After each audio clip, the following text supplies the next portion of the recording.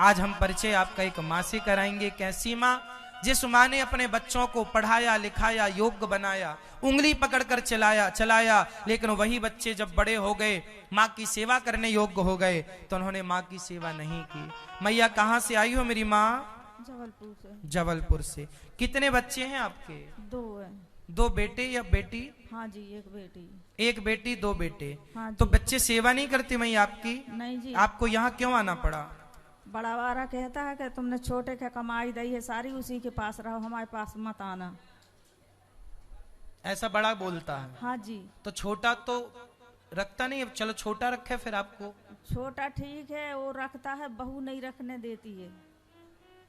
बहू कहती कि अगर तुम रहोगी नहीं तो हम जहर खा लेंगे और दोनों बच्चों को जहर दे देंगे। ऐसा बोलती है बहू? हाँ जी। मरने की धमकी देती है? हाँ जी। देखो जरा बहुओं का अत्याचार।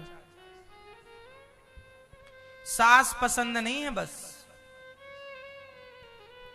पूछो जरा इन बहुओं से कि बेटा कल तुम भी तो सास बनोगी, कल तुम्हारी भी तो बहू आएगी, और कहीं तुम्हारे बेटे से उसने भी बोल दिया कि निकालो इसे, तो आप कहां जाओगी? और जैसे को तैसा ईश्वर के घर देर है। मत भूलना कि जब हम किसी के लिए कांटे बोते हैं तो हमारे लिए तैयार होते हैं वो। ईश्वर के घर देर है, अंधेर नहीं, वो सब देख रहा है। किसी के साथ अत्याचार नहीं। बड़ा बेटा कहता है कि माँ से कि तुमने सब छोटे को दे दिया। अब बताओ तो मैया आपने सब छोटे को ही क्यों दे दिया? बड़े को भी कुछ दे देते।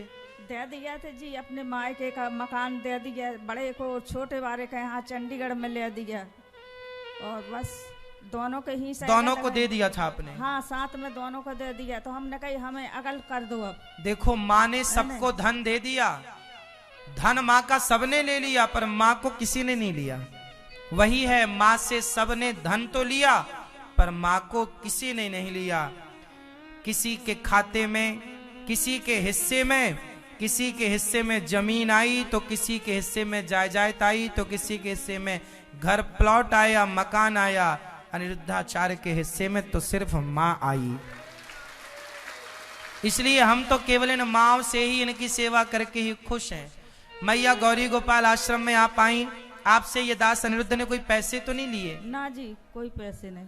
आप यहाँ खुश हैं? हाँ जी, खुश हैं हम। 4 साल से रह रहे हैं। तो बेटे बहू ने कभी फोन लगाया कि माँ गलती हो गई आ जाओ? ना जी, नहीं लगाया। बेटा ने लगाया एक बार फोन कि माँ आ जाओ। हमने कहा बेटा तेरी बहू फिर जहर खाने लगेगी तो मैं कहाँ जाऊंगी। देखो जरा, बेटा तो तैयार है पर बहू कहती है मैं जहर खा लूंगी। अब देखो, ऐसा ना करें मेरी प्यारी प्यारी बहुएं। अपनी सासों के साथ कहाँ रहेंगी फिर ये सासें?